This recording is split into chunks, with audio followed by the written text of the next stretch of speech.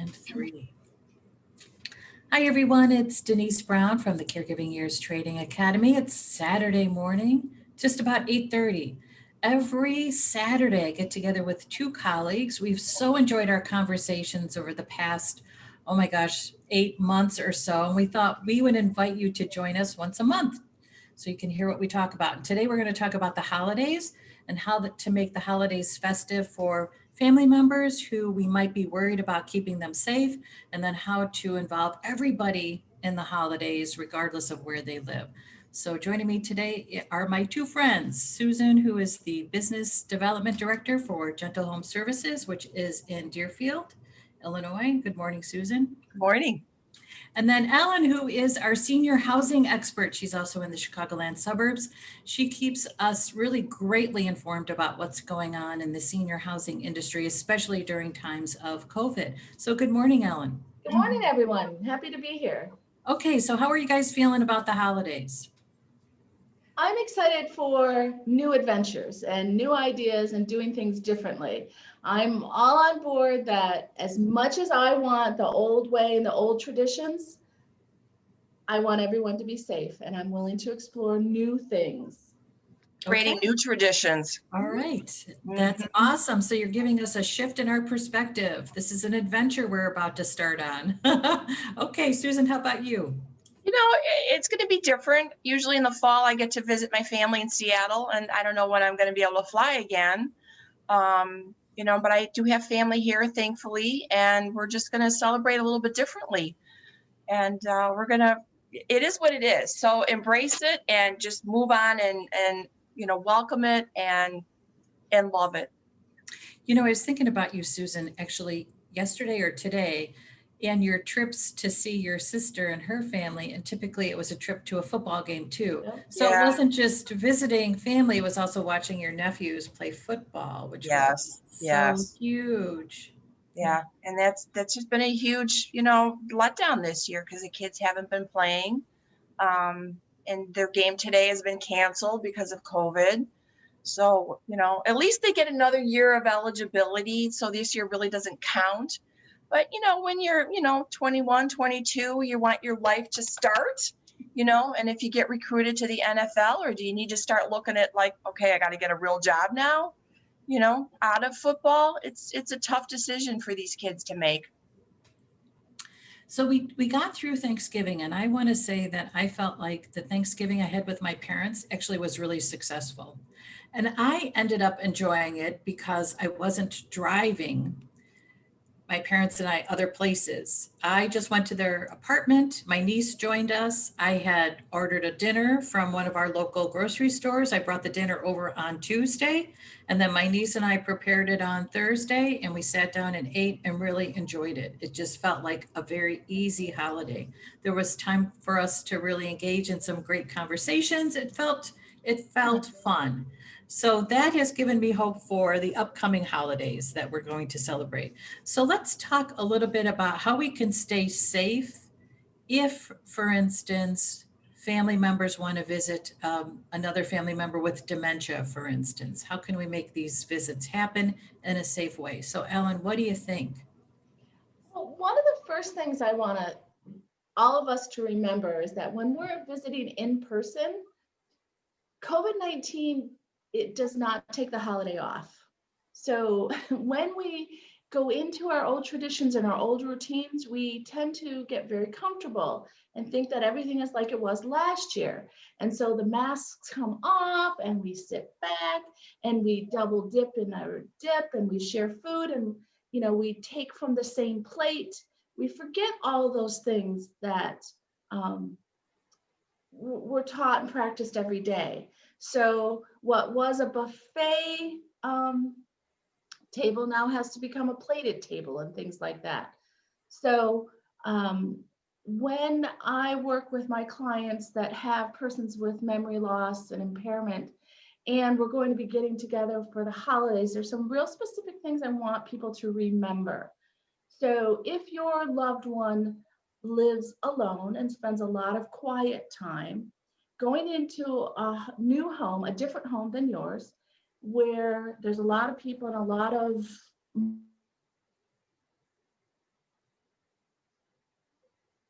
I think Ellen froze.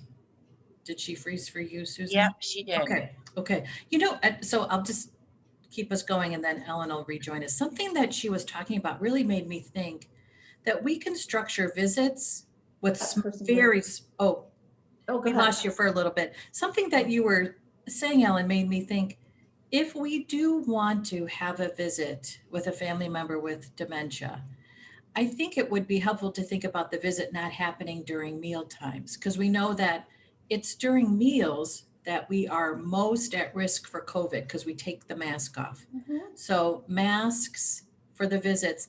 And I also know that there are actually masks that make it easier to communicate with someone with dementia. So tell us about those masks, Ellen. And sorry, I don't have one. I have one. I just had it on yesterday. So they're masks that were originally developed for people who needed to read lips for the deaf community.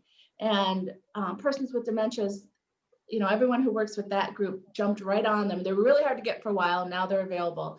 But basically, it's your face mask with the center cut out and a clear plastic non-fog piece of information, a piece of plastic that goes in there. And so what it does is allow a person who's relying on your face and all the expressions to help understand the whole communication if all the words aren't coming in into the brain and processing in the right amount of time. You can add the facial expressions, and that helps a lot. So you can find those online if you just Google clear face masks. They're getting better and better as I've seen them over the last 8 months. They are very effective. I just want to mention that we do want you to follow whatever local guidance is in place for any kind of in-person gathering. For my family, it's just going to be me and my parents and a niece. We're the bubble. So whatever your bubble is, you want to stay safe and really follow those protocols, masks. We open the windows and the door in my parents' apartment on a regular basis. We don't keep it always open, but we get that airflow in. Anytime anybody comes into my apartment, like a repair person, I open up all the windows. I have my mask on. We got to get that airflow. That's what's so helpful. And also thinking about your bathroom. If your guests are going to use your restrooms, your bathroom in your home, have paper towels to dry your hands. So you could dry your hand, you can use it to turn off the light or use your elbow and throw the paper towel away so they're not all using a cloth towel. And sanitizer in every room, a little bottle, foam in, foam out.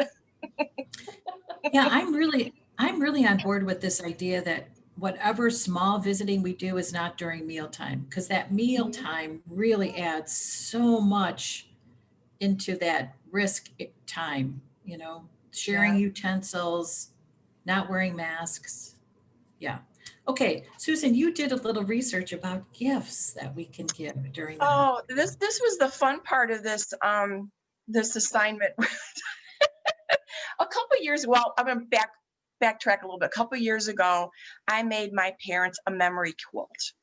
It wasn't too difficult, and the technology has really advanced a lot, where you could take a picture and you could actually print it on this wonderful material, transfer paper, and transfer it to your material.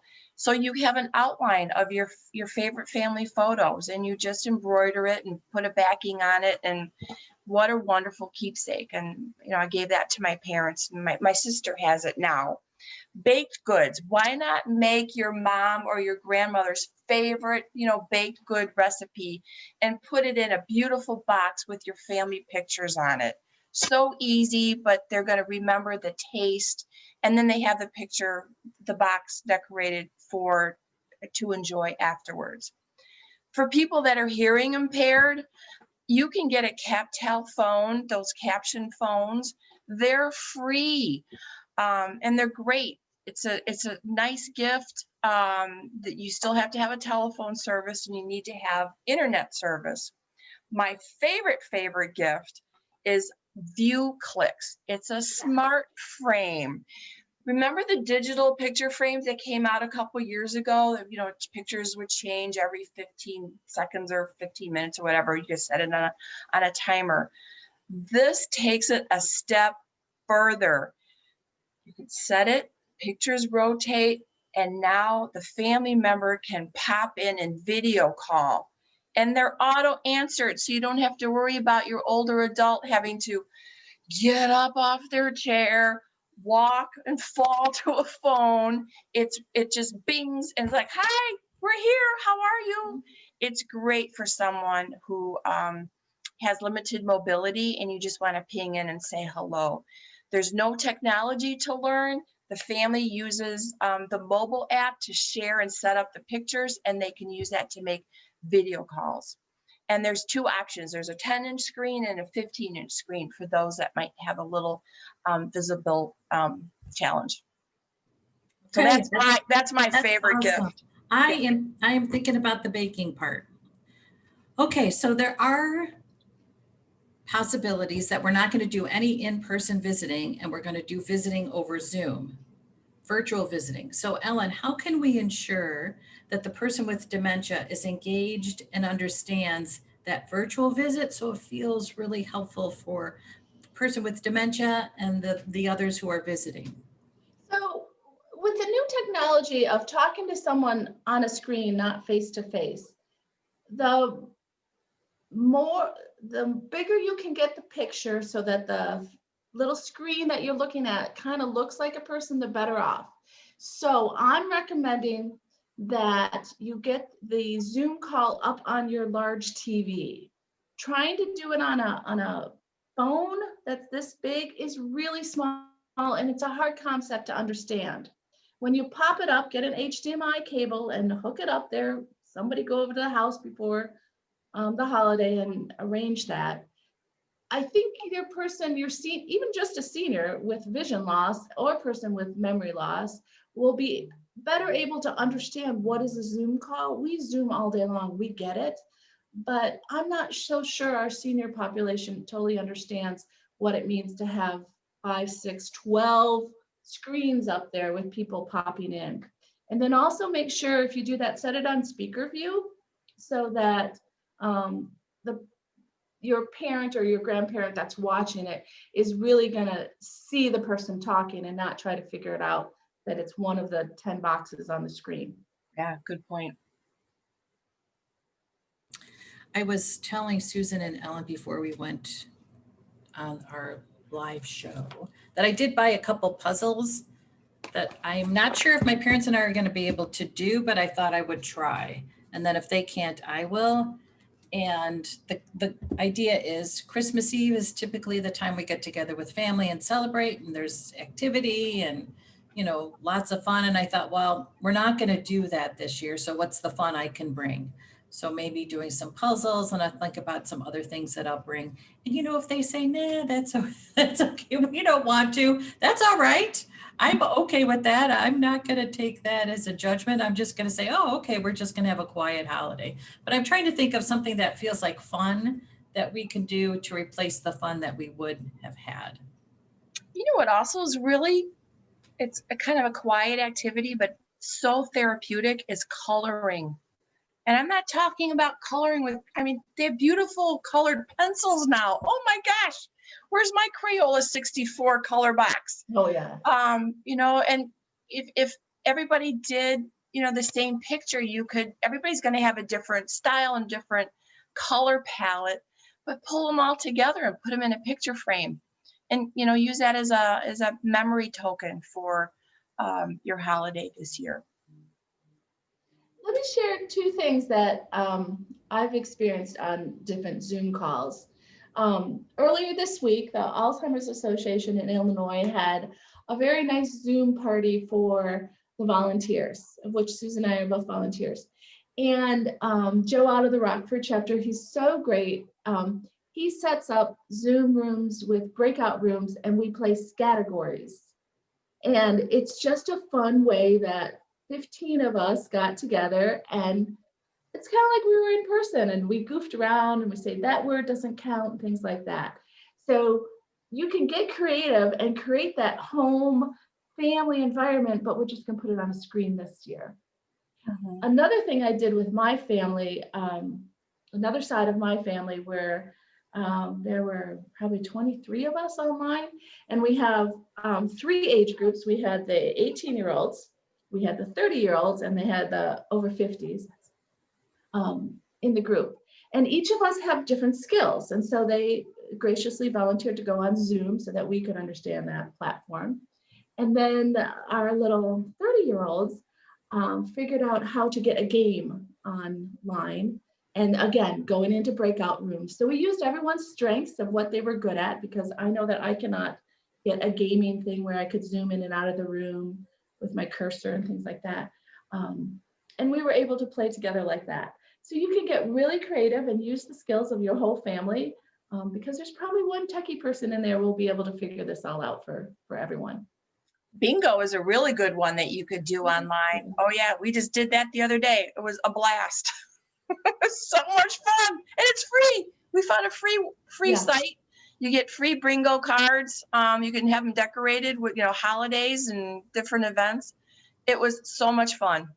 And these older adults can relate to the bingo. Mhm. And if you have it multi-generations, the little kids can be helping the grandma. It's so fun. So when you played bingo, did everybody have their own bingo card? Yep, it was all virtual. Oh, it was all virtual. Everybody had a Yep. virtual bingo card. You can print them, but if you didn't have access to a printer, you could just play on your computer. I was at a conference in September. It was virtual, obviously, and we were given whiteboard paddle boards. I showed those to you guys. Yeah. I thought those were so fun. You could do something like that too. Everybody gets their own whiteboard paddle board, and everybody who's playing a game writes the answer on their paddle board and holds it up. It really was fun. That could be an interesting way to play your own game, figure out your own game. That's a cute idea. I know for Thanksgiving, we like to go around the table and say what we're thankful for. And we can certainly do that through Zoom at Christmas time too. And I think with the Zoom opportunities, I'm able to connect with more than one family member during the day. So if I schedule with this side of the family at 11 o'clock to 12 is going to be our Zoom call. And my other side of the family, we're going to do 3 o'clock to 4 o'clock Zoom call. We can do that too. So I'm able to connect with 3 or 4 sets of families that I don't normally get to see on the holidays. I'll be able to see them this year. And you don't have to worry about driving and traveling, which I don't know, feels like such a release to me. Don't you feel like our lives have kind of slowed down? We used to be in such a hurry to get somewhere, do something, and we're multitasking.